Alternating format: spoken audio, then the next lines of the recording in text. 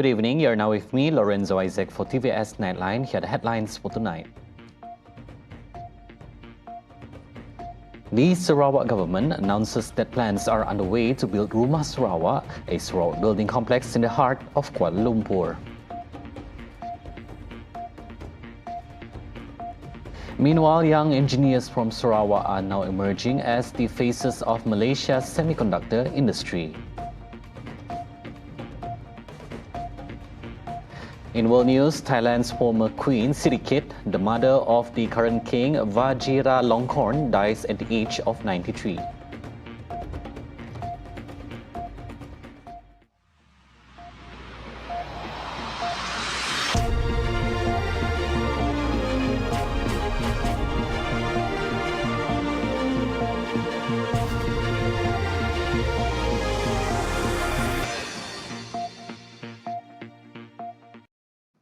Sarawak's presence in the nation's capital is set to grow stronger, with plans underway to build Rumah Sarawak, a Sarawak building complex in the heart of Kuala Lumpur.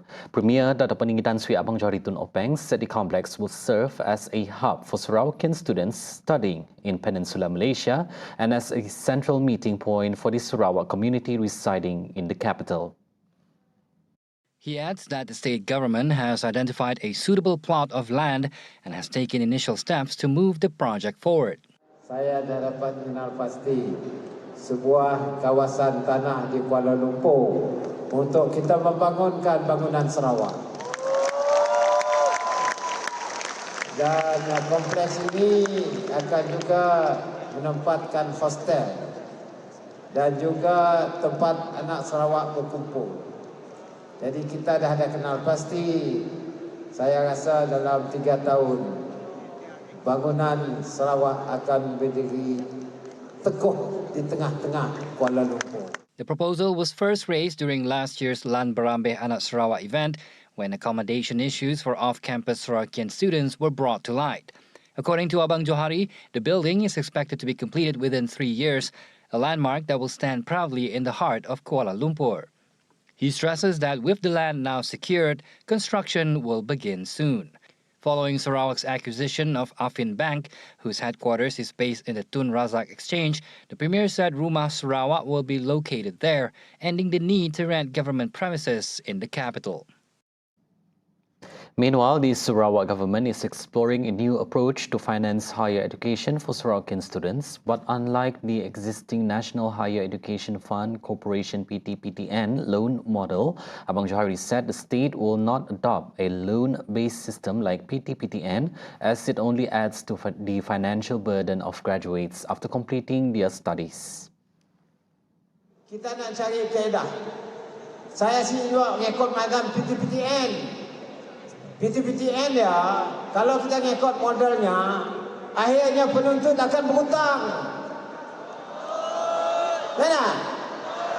Kini itu kerajaan Sarawak menolong kita bayar PTPTN. 30 million 1 tahun. Jadi kalau kita nak ngikut model PTPTN, saya semua anak Sarawak gerak. Saya ada kerja lain. He adds that the state government will continue providing existing educational assistance, such as scholarships and study loans, while also extending them to postgraduate students. At the same time, he expressed the state government's intention to provide free education for Sarawak students in federal public universities. However, he says the implementation of such an initiative is still being reviewed as it involves matters under federal jurisdiction. The 1,200 ringgit annual pocket allowance for Sarawakian students will continue next year as part of the state's government's ongoing efforts to support Sarawakian students studying outside the state. Abang Johari said the allocation will be included in the state budget to be tabled next month. Pocket money itu akan diteruskan tahun depan. Kita akan terusnya dan saya akan buat pengumuman dalam bajet pada bulan depan. Bukan dia aja, ada anak lain lagi. Ya simpan dulu lah. Kelak tak dengarnya. Bulan 11. As Malaysia accelerates its push to strengthen the semiconductor industry, a group of young engineers from Sarawak is emerging as the new face of innovation. Through the integrated circuit design training program by Sarawak Microelectronics Design, Sarawakian talents are equipping themselves with the skills needed to compete globally, positioning the state as a rising technology hub. TVS caught up with these young innovators at the Lan Berambe Anak Sarawak 2025 event at the Malaysia International Trade and Exhibition Centre in Kuala Lumpur to hear their stories and aspiration firsthand. Saya rasa peranan Sarawak Sarawak Microelectronic Design Semiconductor SMD dekat Sarawak is a good thing because kita boleh menaikkan, in a way, kita boleh naikkan nama Sarawak and Malaysia dekat global.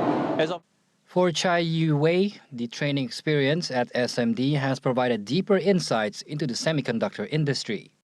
Actually provides us with a lot of opportunity to improve our own skills as well as to enhance, to get more talents from other places to get to work in our company. It's like Jeff Fong Jun En says he takes great pride in contributing to Sarawak's progress through technology. I would say I will feel proud because we as a Sarawakian kan, kalau Sarawakian dapat promote Sarawak ke global, itu ya satu macam ada banggaan dalam. I would say I feel very proud to promote the Sarawak through the global.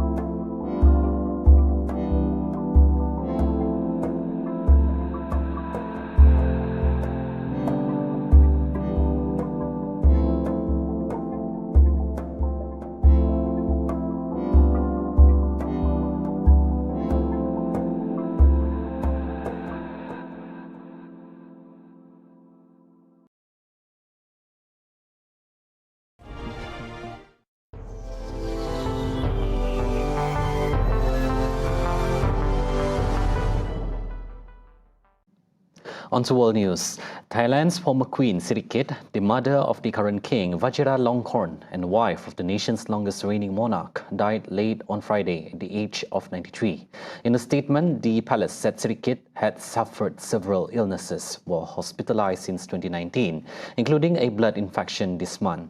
Her condition worsened until Friday and she passed away at the Chulalongkorn Hospital in Bangkok. The royal family is venerated in Thailand, treated by many as semi-divine figures and lavish with glowing media coverage and gold-adorned portraits hanging in public spaces and private homes nationwide. Throughout her 66-year marriage to King Bhumibol Adulyadej, SIRIKIT carved a dual reputation as a fashionista and the nation's caring matriarch. Prime Minister Anutin Charnvirakul said her passing is a great loss to the nation, adding that he will delay his departure to the ASEAN summit in Malaysia. Malaysian Foreign Minister Datuk Seri Muhammad Hassan said he offers deepest condolences to Thailand following her death. I wish to express my most heartfelt condolences over the passing of Her Majesty Queen SIRIKIT, the Queen Mother of Kingdom of Thailand. Brother Kun Siasak, deepest condolences from all of us here. My sympathy goes to the government and the people of Thailand at this sad hour. Around a dozen mourners dressed in black held portraits of Thailand's former Queen SIRIKIT and wept outside the KUALA LUMPUR Hospital in Bangkok. รู้ข่าวตอนแรกเมื่อตอนตี 2:23 นาทีค่ะแล้วก็มีความรู้สึกตกใจไม่เชื่อค่ะก็เลยให้พี่มณีรัตน์เช็คอีกครั้งหนึ่งค่ะพอรู้ว่าเป็นเรื่องจริงก็ช็อกค่ะทำอะไรไม่ถูกค่ะร้องไห้ก็ร้องไม่ได้ค่ะร้องไม่ออกมันตื้อไปหมดตอนแรกลูกข่าวก็คิดถึงพระองค์ท่านและคิดถึงที่เราได้เฝ้ารับเสด็จพระองค์ท่านตั้งแต่เป็นเด็กๆและคำที่พระองค์ท่านตัดกับเราและการราชการพระราชกรณียกิจทุกอย่างที่เราได้เห็นพระองค์ท่านทำมันก็วกกลับมาให้เราได้คิดถึงพระองค์ท่านคิดถึงมากจนแบบต้องมาให้ไวที่สุดอะค่ะ Authorities ordered flags to fly at half-mast for 30 days, banned weddings and concerts, and instructed citizens to wear black. SIRIKIT's body will lie in state at the Grand Palace Dusit Thorn Hall in the capital, Bangkok. U.S. President Donald Trump today is heading for Asia and high-stakes trade talks with Chinese counterpart Xi Jinping, saying that he would also like to meet North Korean leader Kim Jong-un on his trip. Trump is set to meet Xi in South Korea on the last day of his regional swing in a bid to seal a deal to end the bruising trade war between the world's two biggest economies. Trump told reporters that he expected China to make a deal to avoid further 100% tariffs that are due to come into effect on November 1st. We want to take care of our farmers. We have a lot to talk about with President Xi, and he has a lot to talk about with us. I think we'll have a good meeting. As he left Washington, Trump added to speculation that he could meet Kim for the first time since 2019 while on the Korean Peninsula.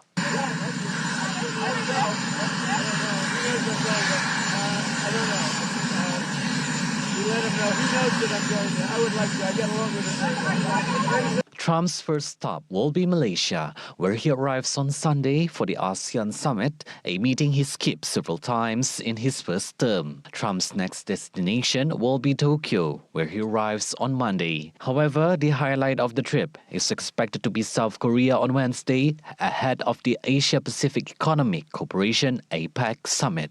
He will meet Xi on Thursday for the first time since his return to office. See the world closer with TVS as we bring you the latest news updates both locally and internationally. For more headlines anytime, anywhere, just head on to our official website at tvsarawak.my or follow us on our social media platforms at TV Sarawak. Those were the updates on TVS Nightline. I'm Lorenzo Isaac. Thank you for watching and have a good night.